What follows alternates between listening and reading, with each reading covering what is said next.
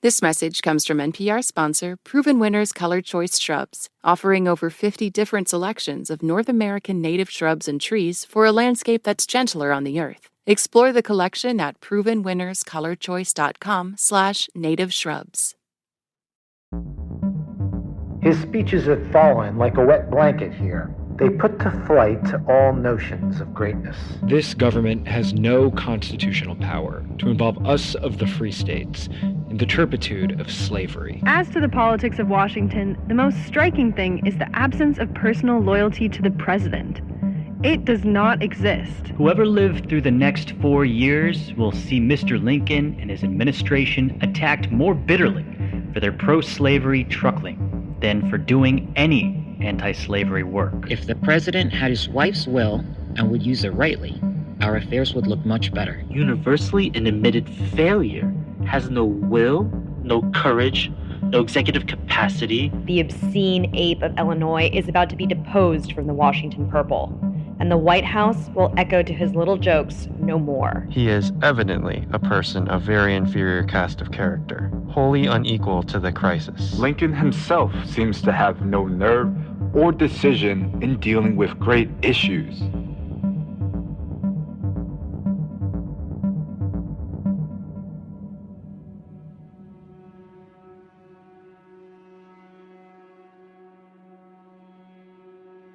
Being a politician is a perilous job, where criticism is inevitable and someone's always bound to be left unhappy with what you do. It's a word that has developed negative connotations. A politician is someone that's cunning, slick, sly, waiting to pull the wool over your eyes. And those quotes you just heard earlier were from people who really thought Abraham Lincoln was this kind of politician. Deceptive, unfitting, a failure. But the word politician can also be interpreted another way. A politician can also be seen as someone who's able to maneuver through the machine and get things done. A master of a craft that can sometimes seem murky and amoral, but ultimately leads to real-life changes. A politician has to walk a moral tightrope to reach their destination. But what comes from the fallout of this work? This was a question Abraham Lincoln had to face constantly.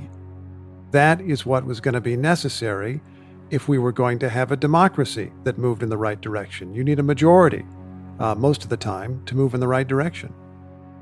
My name is Steve Inskeep. Yes, that's Steve Inskeep. You might have heard of him. I'm a journalist. I'm the co-host of NPR's Morning Edition, and I also write books and write histories. My latest book is called Differ We Must: How Lincoln Succeeded in a Divided America, which his absolutely was since he was the president during the Civil War.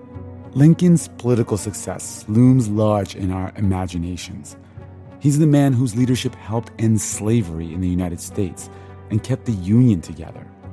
But his path to victory wasn't straightforward at all, and it's something we could learn from in our own divided moment. Inskeep makes a case for why we should collaborate and, yes, compromise with people across the aisle.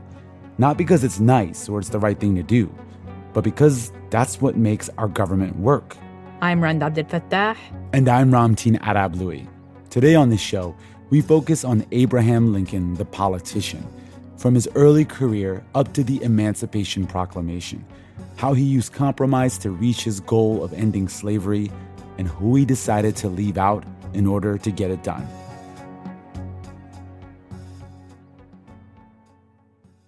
Hi, I'm Christina Rogas. I'm from Wheaton, Illinois, and you're listening to Throughline.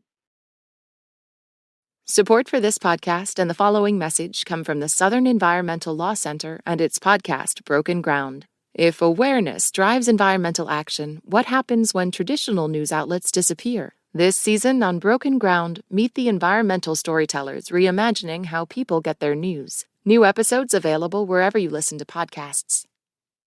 This message comes from NPR sponsor Proven Winners Color Choice Shrubs, showcasing more than 50 different varieties of North American native species for home landscapes. Each has been trialed and tested by expert horticulturists. From colorful foliage to enticing flowers to striking form, they offer a new approach to planting outdoor living spaces. Available in the distinctive white containers at garden centers nationwide, or learn more at provenwinnerscolorchoice.com/native shrubs.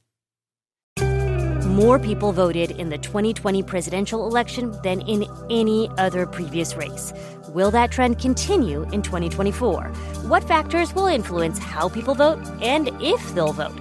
The NPR Politics Podcast looks at it all each and every day. Stay informed. Listen to the NPR Politics Podcast wherever you get your podcasts.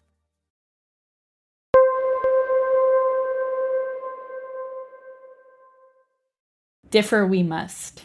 I really love that title because automatically I feel like it brings us to a very kind of provocative space for where things are at right now, right? Like, I think a lot of people may hear that title and think, must we differ? Really? Because differences seem to be tearing us apart. I started thinking about the diversity of America. I've written a couple of books about 19th century history, and it's become clear to me how incredibly diverse America was then as it is now. That there were many different kinds of people of many different backgrounds from many different places and many different points of view. Lincoln is a central and overwhelming figure in that picture. And he's somebody who's been fascinating to me for a long time, who I've read about ever since I was a kid. He grew up mainly in my home state of Indiana. And so when you grow up in Indiana, you learn a lot about Lincoln. You grow up anywhere in America, you learn a lot about Lincoln. But I was thinking about the rest of the country and who else was out there and how he dealt with them. So my first thought was to capture Lincoln's encounters with a diverse group of people. And as I wrote, it became clear to me that what is most interesting is those instances in which he had a disagreement with someone. And that someone might be a white man who owned slaves, who owned enslaved people. That someone might be a political progressive in our terms who thought that Lincoln was extremely slow to attack slavery in an effective way. That might be someone who had a very different idea of ethics than Lincoln did, but he was a powerful politician whose support Lincoln needed. There was an incredible variety of people of many different backgrounds and races and genders that Lincoln had to deal with. And I felt that I would understand Lincoln better by reconstructing his conversations, his face-to-face meetings with these people, because you see somebody better when they're in action than when they're just sitting there, in the same way that you can best understand the skill or the brilliance of an athlete by watching them on the field. Lincoln, like Washington, like Jefferson, he is one of these sort of figures of American history who has been written about kind of ad nauseum. So I'm really curious, would you say that that's sort of the unique take that you wanted to infuse into this book? It seems to me that Lincoln struggled to be practical and reach out to people who disagreed with him and try to win. He was an ambitious guy without ultimately giving up his principle. For me, the most powerful example of that is the 1858 Senate campaign. He ran for United States Senate against Stephen Douglas, which is a campaign that's famous for their debates, the Lincoln-Douglas debates. But I think it should also be known for what was going on behind the scenes. Lincoln did a county-by-county analysis of voting patterns in Illinois and concluded that he could not win unless his party got the votes of anti-immigrant groups who dominated a particular section of Illinois, nativists, or know-nothings as they were called then. The Know-Nothings were a political party strongly against immigration and anything that brought foreign influence into the country. Lincoln had an extreme aversion to their beliefs.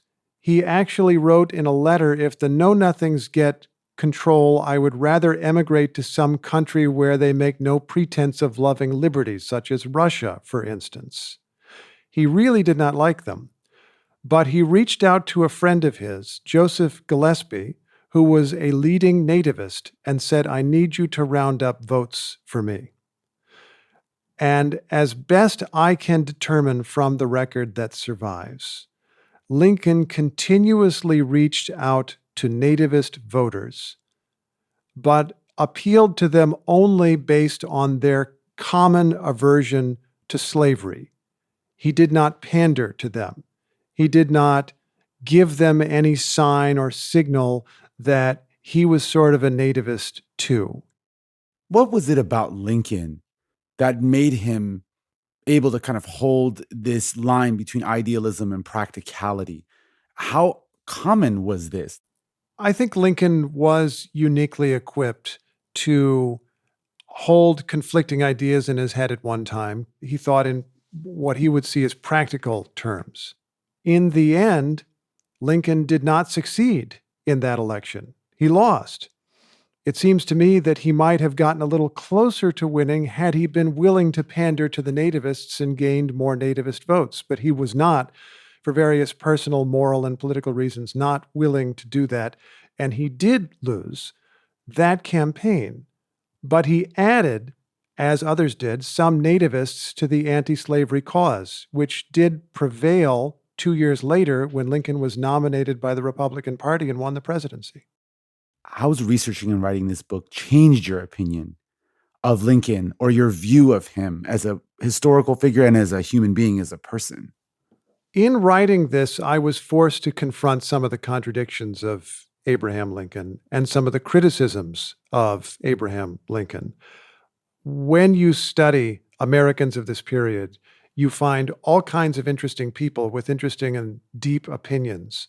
But when it comes to a subject like racism or slavery, you find very few people whose remarks all stand up today, where you would say, I agree with nearly everything they have to say. Frederick Douglass is one of the very few. If you look at Frederick Douglass from, say, the late 1840s through to the end of his life, it's hard to find that much to disagree with, although some people did disagree with him from the right and the left in his time, for sure. But from a modern perspective, it's hard to find that much in Frederick Douglass's writings that you would disagree with. You can easily find things in Lincoln's speeches and writings that you would disagree with today. And you would have to ask, why is it that Abraham Lincoln was opposed to slavery, but said that he also opposed allowing political equality for Black people, which is to say things like voting rights? Why would he say that he was against that? Clearly that was wrong, and he had enough information then to know it was wrong. But what's even more remarkable to me is that when I read his speeches tell me that this was wrong. He says in one of his speeches in 1854 that it is a total destruction of self-government to refuse the vote to Black people, to refuse self-government to Black people. If the Negro is a man, is it not to that extent a total destruction of self-government to say that he too shall not govern himself? And yet, a few years later, he's saying, no, I'm not really going for that. I believe we have no power, under the Constitution of the United States, or rather under the form of government under which we live, to interfere with the institution of slavery. I think the way that it is often dealt with is people kind of acknowledge it and go on and acknowledge that the guy signed the Emancipation Proclamation and did a lot of important things, which is all true. But I wanted to understand, why would he say that when it seems to me that he knew it was not correct, that it was not true? It seemed to me that he was trying to narrow the debate to a subject that he could win. The immediate question wasn't about Black voting rights. That really wasn't the question of the moment. The question of the moment, which Lincoln thought he could win before the particular audiences that he was talking with in his home state of Illinois, was, is slavery right or is slavery wrong? I, Abraham Lincoln, say it is wrong. My opponents say all kinds of strange and vague things, but won't really admit that it is just wrong. And he wanted to keep the focus on that. So it's forced me to think about, why would he himself say these things that I would disagree with, even though there is much about the guy that I admire. And I think it's given me a deeper appreciation and understanding for what politics is. and for the morally perilous business of politics. Lincoln was trying desperately to assemble a coalition of people who did not necessarily believe things that he believed and move them at least a little bit or a lot in the right direction. And he had to think of lots of different ways to do that and to make sure they focused on the issue as he wanted to frame it in the way that he could win. What is so compelling about this framing of him and sort of like way of gaining insights into him as a person is that, you know, you mentioned in the book Tolstoy describing him as kind of a saint of humanity. And I really like that because often we sit in that mythical space with people like Lincoln, and it moves us into a very human space, a very flawed space, a very complex space. And politics and the word politician, they feel like kind of dirty words like nowadays. I think a lot of people have like negative connotations, but that's the word that comes to mind as you're describing sort of he's politicking. He is a politician fundamentally. And as a politician, how would you say, like, how would you characterize his kind of tactical approach? We have been conditioned to think of politics as a bad thing. Plenty of politicians have taught us that it often is a bad thing. But politics is what is necessary in a democracy if you're going to move people forward. And Lincoln embraced that. Now, you ask about his political style. Lincoln was approachable and yet not approachable. He was a great storyteller. He could tell a joke. He could tell an off-color story. Lincoln recounted a time that he'd climbed up in a tree and his friend had gone to sleep, was taking a nap. And Lincoln attempted from the tree to poop into his friend's hat. He thought this would be really funny, but the friend foiled him because he wasn't really sleeping, and at the last second, he switched their hats. This is the story that Lincoln told in the White House, according to a man who was there. Nothing was really off limits for this guy. He was almost like a comedian. He was very entertaining. But by telling stories and talking in that way, he often was diverting or derailing the conversation away from the thing that the other person in the room really might have wanted to know.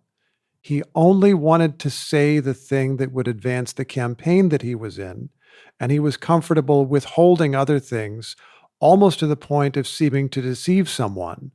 And there's a cost to that, to avoiding saying certain things. One of the things I find frustrating about Lincoln, and also about this deeper question, which is it better to compromise your own personal beliefs, or perhaps put them to the side, or evade or describe some of the things you did about his style and win? Or is it better to stand up for your ideals and potentially lose?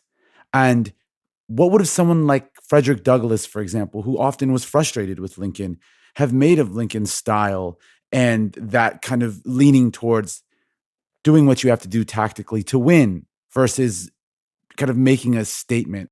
What would someone like Frederick Douglass have made of that style? What did he make of that? Yeah, well, Frederick Douglass is great because he himself was a political pragmatist. He began his political career as, I guess we would say, more of an idealist or an absolutist on slavery. And why would he not? He escaped from a horrible experience of slavery and became an anti-slavery writer and orator. And his patron or influence, William Lloyd Garrison, was someone who concluded that slavery so contaminated the Constitution that it was okay to burn copies of the Constitution and to call for a breakup of the Union, because why would you want anything to do with this horrible institution? William Lloyd Garrison didn't even believe in voting. Why would you vote and participate in this unjust system? Frederick Douglass started there, but began to feel that he could have a greater impact by participating in the system and participating in whatever democracy was available to him. He lived in New York State, where a black man could vote.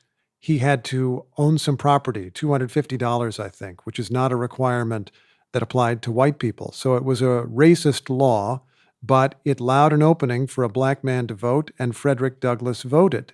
He had an opportunity to be influential through his newspaper that he ran in Rochester, New York, an anti-slavery newspaper. And from the early 1850s, he was increasingly supporting anti-slavery parties.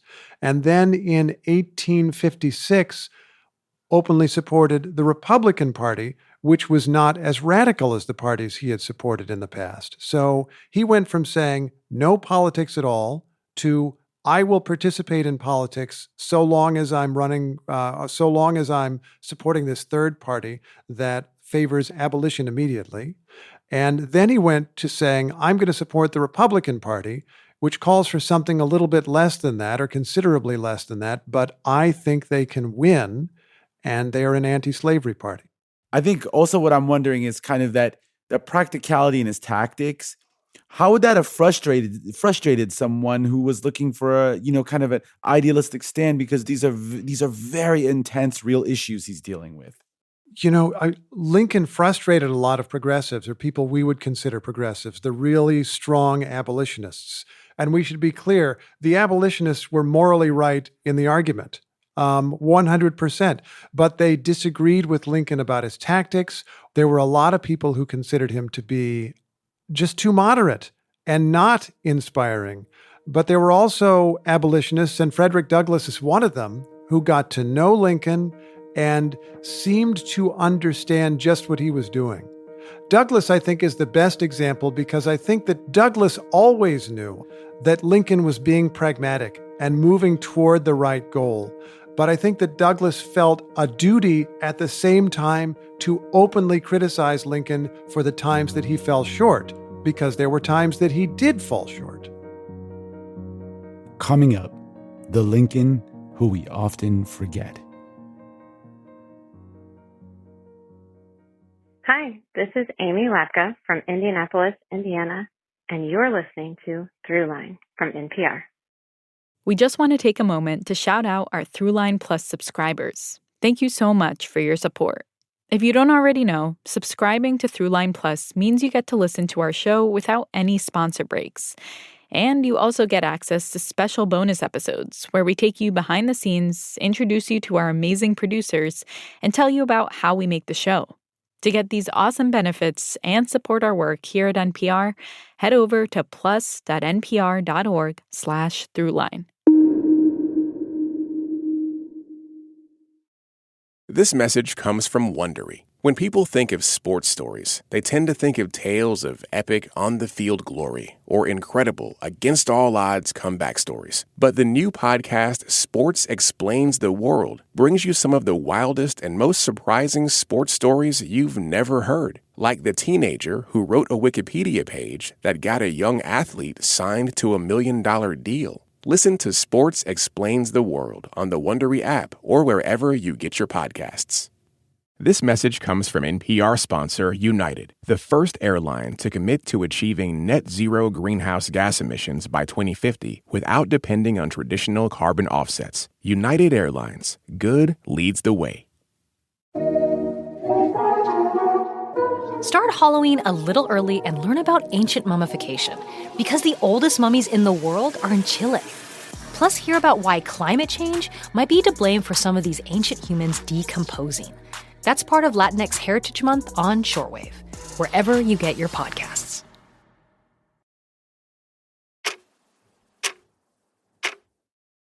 Before Abraham Lincoln signed the Emancipation Proclamation on January 1st, 1863, he said, "I never in my life felt more certain that I was doing right than I do in signing this paper." Lincoln would finally reach his long-term goal. But there were other areas of his presidency that would show the cost of having his eyes focused on only one objective. I think one stark contrast, though, to the sort of risk he took on in fighting the Civil War and eventually emancipating enslaved people is the lack of risk he took when it came to the Native American cause. There's the one person you profile in the book, Lean Bear, who speaks to this sort of a difference in his prioritizing of the moral importance of protecting Native Americans versus enslaved people. You have just hit on a powerful word when you talked about prioritizing. Lincoln's priority as president was the preservation of the Union, and he gave far less priority to justice for Native nations across the country. He thought about them, and we could have a discussion about ways that he involved himself in those issues, but he mainly was trying to bring quiet so that he could focus on the war. There's a famous incident in which there was an uprising in Minnesota of what were then called the Sioux people, some of them. And it was an uprising that began as many, if not most, such uprisings began. There was a treaty. The United States had more or less imposed a treaty on people who were following it, but the white settlers who were coming into their areas were not following the terms of the treaty, and ultimately they rose in rebellion. And it was a brutal rebellion. They were killing women and children as well as men. And Minnesota and federal forces captured hundreds of fighters, and in these military commissions that they set up, sentenced 303 of them to hang. Lincoln personally intervened in this case. He allowed only the executions to go forward for those who had been convicted of participating in massacres, killing the innocent. And this is what happened in the incident in the book. Lincoln or his administration invited a number of delegates of Native nations, including the Cheyenne, to the White House to have an exchange of views. And Lincoln's view was, I really hope you take up agriculture and settle down, and we'd like to help you if we can. But the warning of Lean Bear, one of the leaders who was there, was, we have land. It's secured to us by treaty. It's in what is now the modern state of Colorado, and white settlers are continuously encroaching on our land and taking our land and killing our people. And we have no intention of going to war with you, but I want to warn you about these white settlers. Lean Bear then went back to the Cheyenne lands and ultimately was killed, I think assassinated is a fair word, or just randomly killed by a group of U.S. soldiers. Massacres followed. Lincoln wanted peace in the West, which was a fair thing to want. And he brought people to the White House to urge them to be peaceful, which was a fair thing to do, except he had brought the wrong people to the White House to urge peace. He would have needed to bring white settlers there to tell them to be peaceful, because they were the ones, according to any evidence that I've been able to study, they were the ones who were the aggressors in that situation. Wow. Based on what you saw, there is today very much a negative view of Lincoln's relationship with Native people in the United States. And not only that, his view of Native people. Where does that come from? Just as with slavery, you can go through Lincoln's writings and find things that make you cringe. Even when you read the transcripts of his speech that he gave to the Native leaders that he invited to the White House, a lot of it is kind of hard to read because it just seems so kind of antiquated and outdated. He's respectful and he hears them out and he's talking things through. And then he says, I've brought some kind of a professor here and he has a globe. Let's roll over this globe on wheels. And then he's trying to explain to them how white people believe the world is a great ball. And here's where we are on it, and here's where you are on it, and trying to give them a little science, which, I don't know, maybe somebody in the room didn't know that, but when you read it today, it just feels very patronizing. It feels very strange. Like, why is he doing that? I don't think that Lincoln had given nearly as much serious thought to the integration of Native Americans, or whatever you would want to say the strategy was, as he had to slavery.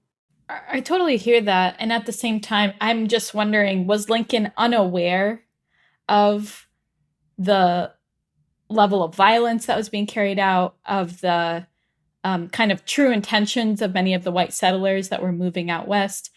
And did he just choose for political expediency to kind of look the other way? Or do you think he was actually as well-intentioned in trying to bring Lean Bear and the other Native American leaders to the White House?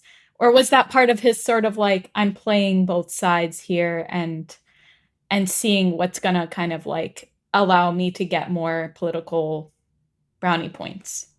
When Lincoln was speaking with the Native delegation, one of the things he said is, we, meaning the white people, U.S. citizens, the people that Lincoln represents, we will try to maintain peace with you. We will try to maintain peace with you. But we cannot always control what our settlers do. And he has an analogy to father and children, saying something to the effect of, as you know, a father cannot always dictate what his children will do. Lincoln is there stating his understanding, I think, of a reality that white settlers were going to push west, and the United States government was not going to be very serious about stopping them if it was seen as being in the broader interest of the United States. He was essentially saying, I will try to be helpful here, but I will not commit to being helpful here. It was more important to him to keep the focus on the big war against the Confederates, and he just didn't want a little war out west and did not in any way succeed in preventing one. Lincoln's failures, as well as his successes, were news all around the country. What is this world that Lincoln is having to navigate that would have him have to kind of negotiate his values in different spaces? Lincoln came of age and went through his career in a fascinating, fast-changing, technologically evolving, disorienting country. During his adult life, railroads were developed and began spreading rapidly across the country, which incredibly sped communications. Daily newspapers became a regular part of American life, which incredibly sped communications. And the telegraph made it possible for the first time in human history to know what was going on in some distant city over the horizon at virtually the same time that it was happening. None of this had been possible before. And all of these things were creating pressures on the economy and on society. It's easy to understand the effect of that on an issue like slavery, where if you lived in the North somewhere where there was a very small black population, and if you were white and if your state had long ago abolished slavery, you might have no contact with the institution and only a very general abstract idea that there were several million people performing forced labor somewhere else in the country that you had never been or seen. Railroads made it possible to travel there. Railroads made it possible for people escaping from slavery to quickly get north and appear in your community. The telegraph would bring news of distant conflicts and outrages and atrocities on people, and it would get in your newspaper possibly the very next day. And people were having to confront their differences. And Lincoln, he understood that if he was to rise, he needed to wrestle with different kinds of people, intellectually, I mean, and he needed to figure out how he was going to unite people in a cause with himself at the head. This context sounds eerily familiar. The parallels are jarring, right? The airplane is the railroad today. The newspapers are the internet, the amount of information being passed on. It almost seems like, the technology at that time was bringing the country together. Technology today has brought the world together. But as we alluded to earlier, it doesn't feel like Lincoln's technique or tactics would be as successful today, given the environment in which we live in, where, for example, being friends with someone who believes in something that's fundamentally opposed to your belief system, something as deep and as emotional as someone's belief on slavery, for example, back then, doesn't feel like there's as much space for those tactics now. And maybe I'm wrong, but what do you think was different about the cultural context of that time that made someone like Lincoln successful politically? I agree that it was hard to reach out to people who disagreed then. I mean, it was a society that was coming apart to the point where they had a war. And it's hard to reach out to people now. There are people we can think of in the news of the last few years who have united despite their political differences. I say this to my Republican colleagues who are defending the indefensible. There will come a day when Donald Trump is gone, but your dishonor will remain. One example that comes to mind is Liz Cheney, the former member of Congress from Wyoming, who I think would have been, and perhaps still is, loathed by many people who are more progressive for her views of LGBTQ issues or of any number of other issues. But Cheney, when the Capitol was attacked on January 6th, 2021, concluded that that was an assault on democracy, that Donald Trump, the then president, was responsible, and that she needed to hold him accountable, even though he was a member of her party. And she was able to work effectively with Democrats who disagreed with her politically about probably almost everything else. And you can find Democratic members of Congress who considered Cheney a close friend, someone that they not only worked with or used, but who they really respected and appreciated. And that is an example of people under tremendous pressure who disagree about most things, finding that one thing was more important than everything else in that particular moment and forming an alliance. That sort of thing does happen. But it cost her her career, though, Steve. I mean, I would just point that out, right? It cost her her position and maybe her entire political career. Yeah, it did cost her her position, and we don't know in what form she would return to politics or if she'll be able to return to politics at all. And that is part of the deal. When we talk about people reaching across the aisle or reaching across some difference to find some way to get value out of people who disagree with you, which is what Liz Cheney did and what Democrats who worked with Liz Cheney did. When you talk about someone like that, our modern temptation is to say they are weak, they are cowardly, they're doing the politically easy thing, but very often they're doing the politically difficult thing and a courageous thing. And part of the reason it's courageous is because there is a risk. One or many or thousands or hundreds of thousands of Representative Cheney's constituents in Wyoming were going to say, not only do I disagree with you, that's morally wrong. I'm going to throw you out of office. And so she took a moral risk to say that something else was more important than the immediate demands of some of her constituents. And I don't know where her political career will go, but she was effective in that term that she had before she was defeated. She made an imprint on the issue that was important to her, and history will remember that if she's remembered in history. Yeah, and I guess, viewing it through that same lens, I mean, the moral risk that you could say that Lincoln took, I mean, arguably cost him his life ultimately, right? Yeah, it's fascinating because Lincoln did not demand in his early career immediate abolition. He said slavery is wrong, but I recognize that under the current laws and understanding the Constitution, I can't end it, but I want to restrict it, I want to contain it. And so that makes him seem like a moderate or a centrist of some kind. I think it's better to think of him as a radical because he attacked the system as a whole. He wasn't trying to take the viewpoint that would make him seem personally pure. Coming up, Lincoln's politicking pays off.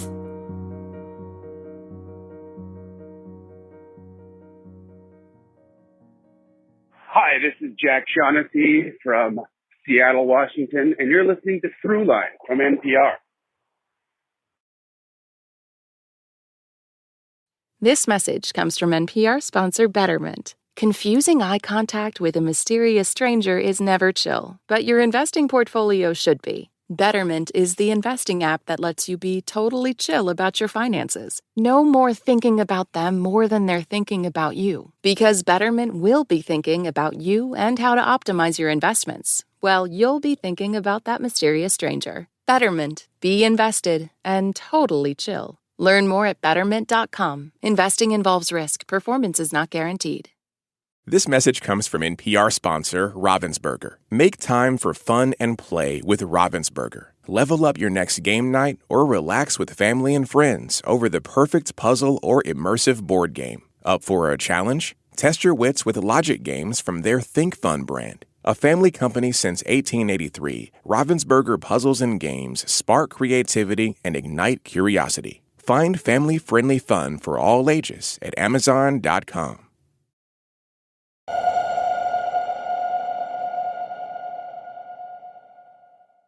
A declaration of radical views, especially upon slavery, will rapidly disintegrate our present armies.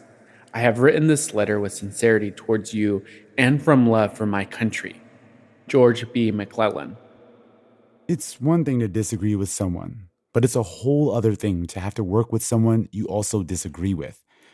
But Lincoln had no choice when it came to George McClellan, the commanding general of the Union Army that Lincoln himself appointed.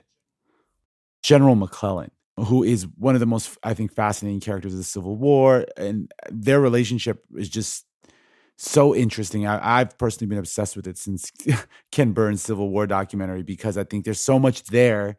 But can you talk a little about who McClellan was, what his role was in the war, and essentially how him and Lincoln's relationship evolved and ultimately devolved? Yeah. George McClellan was a very different person from a very different background than Lincoln. Lincoln grew up in a log cabin, and his mother died when Lincoln was very young, and he had a very kind of scratchy existence trying to come up in the world. McClellan came from an elite family in Philadelphia, went at a very young age because he was extremely smart to an elite school, the University of Pennsylvania, then went on before he was 16 to the West Point Military Academy, the United States Military Academy, which was itself a prestigious thing to do. And he there spent a lot of time with elite Southerners and adopted their views of society. His opinion of slavery and of Black people was more like a Southerner stereotypically would be, a white Southerner, than Lincoln's view was, even though Lincoln was the one who'd been born in the South, south of the Ohio River. McClellan had tremendous organizational talent and skill. He was tremendously intelligent. He could put together an army, but at the moment of combat, it seems to me, psychologically, he couldn't figure out all the angles. He couldn't, because it's impossible on a battlefield, to get all the answers in advance and know that he was guaranteed success, and so he would freeze often and demand reinforcements or refuse to act. Lincoln found this phenomenally frustrating, as did other people in the country. McClellan kept insisting on going his own way, kept disdaining people who did not have the military background that he had, disdaining people he considered to be not as smart as he was. He thought he was smarter than Lincoln. He referred to Lincoln as, quote, the original gorilla, basically saying he's this big ape, he's this big, long-limbed, not very bright guy telling funny stories. And is this also like kind of an elitist, right? Like that Lincoln didn't come from, he came from more of a kind of not from an elite background. It seems like that was part of it too. Yeah. And I think McClellan had the kind of insecurity where if someone told him what to do, which civilian superiors should tell the military from time to time, he would be outraged and offended. But if, as also happened, the civilians would say, we have complete faith with you. We have complete faith in you. Carte blanche, do whatever you want.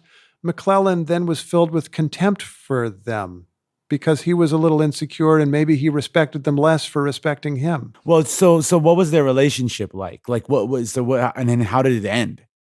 They had a terrible relationship. They had different ideas of how to conduct the war. McClellan wanted a big, elaborate military campaign, and Lincoln just wanted to go straight at the enemy. There are famous personal incidents, like an evening when Lincoln came to McClellan's house in Washington to see him, waited a long time for McClellan to come home, and McClellan walked past him and up to bed without speaking to him. But I think more important than those personal slights was their political difference.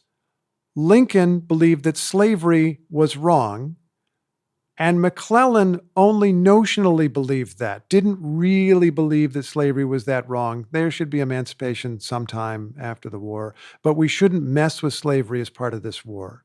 There was at that moment a movement, Frederick Douglass was one of its advocates, that the North should proclaim freedom for the enslaved laborers of the South because that would destroy their labor force. It would destroy their economy. It would win the war in short order. People were resisting that. Lincoln was on his way to accepting this as a strategy and on his way to the Emancipation Proclamation, while George McClellan was on his way in the other direction. Enslaved people had escaped across the battle lines into the Union Army camp, and McClellan just had contempt for these people and considered them lazy and shiftless and any number of racist stereotypes you could imagine, and felt they were just entirely unfit for emancipation.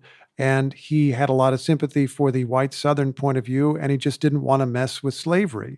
So then what was McClellan fighting this war for?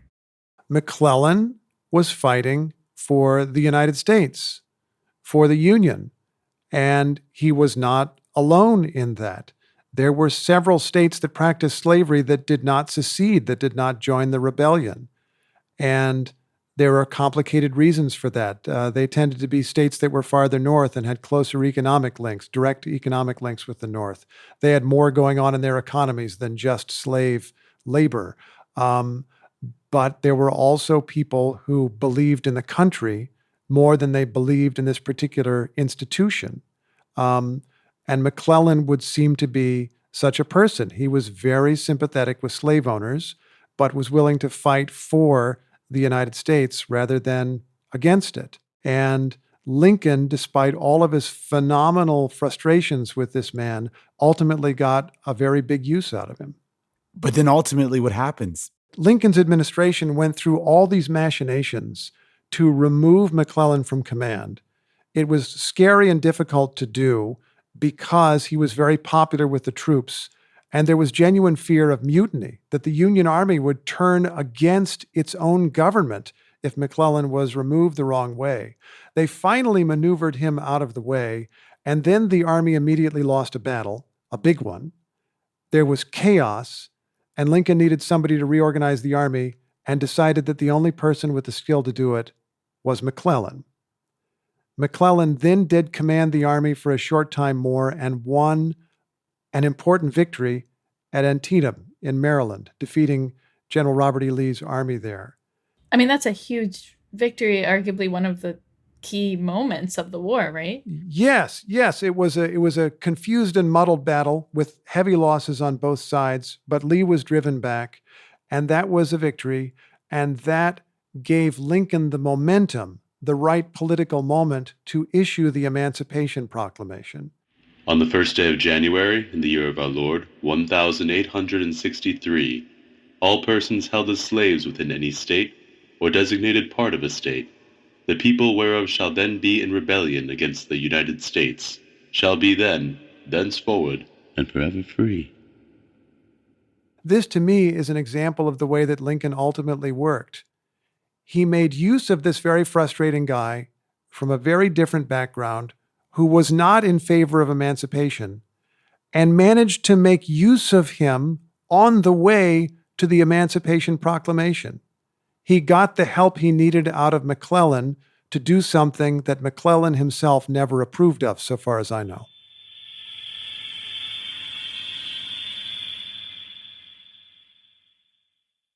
I'm so curious to know, from that time when you were a kid to now, having written this book about him, in a very tense climate, when it comes to history telling of any kind, how has your vision of him transformed, and why do you think it's important we are having this conversation in this moment?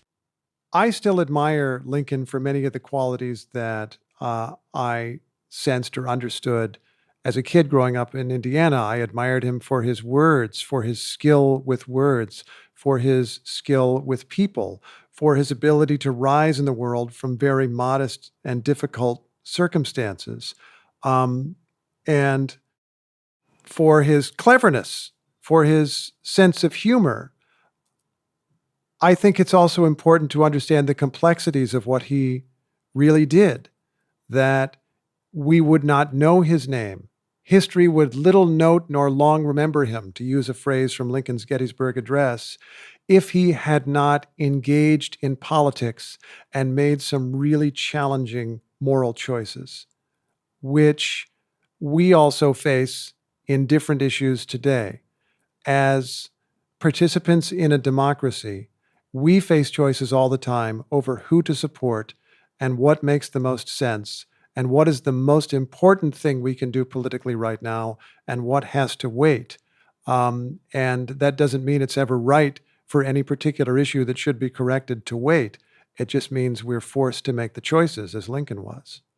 Any political coalition in such a vast and complicated country as this is going to involve uniting with different kinds of people. And that will force choices on some of us, many of us, or all of us to decide what is truly important. What can we accomplish now? What do we have to leave for another day but keep still in sight? And how do we preserve this gigantic experiment in self-government that we're all a part of?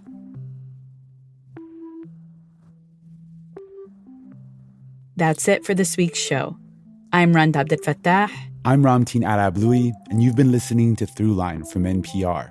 This episode was produced by me. And me, and Lawrence Wu. Julie Kane. Anya Steinberg. Casey Miner. Christina Kim. Devin Katayama. Peter Balanon Rosen.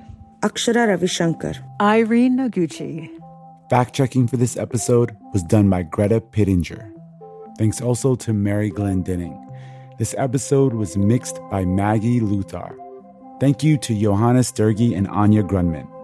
Thanks also to Alex Bierman, Mitchell Rosen, Peter Balanon Rosen, Fulton Ho, Chris Carnady, Devin Katayama, Christina Kim, Emmanuel Martinez, Owen Perry, Anya Steinberg, and Lawrence Wu for their voiceover work.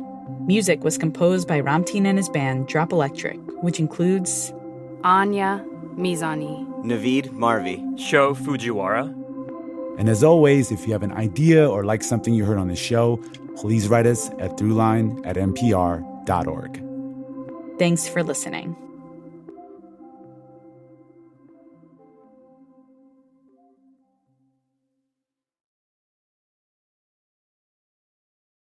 This message comes from NPR sponsor AT&T Business. When it comes to a data center migration, crossing those fingers and even those toes won't do any good. There's not enough four-leaf clovers to pick or wood to knock on that can make for a successful office expansion. And no amount of well wishes or lucky stars will hold off a cyber attack. Because next-level moments need the next-level network, with the security, reliability, and expertise to take businesses further. AT&T Business, the network more businesses choose.